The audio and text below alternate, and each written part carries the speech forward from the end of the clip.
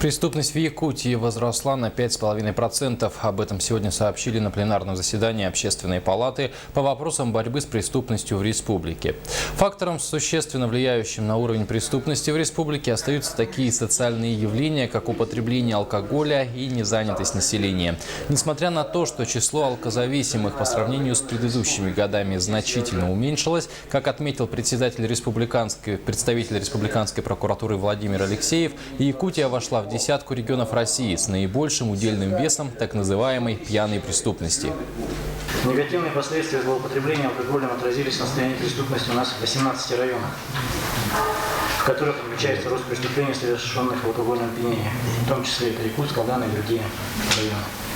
По фактам реализации контрафактной алкогольной продукции сотрудниками полиции не выявлено ни одного преступления, что свидетельствует об отсутствии работы оперативных сотрудников в указанном направлении и ненадлежащее планирование оперативно-розыскной деятельности.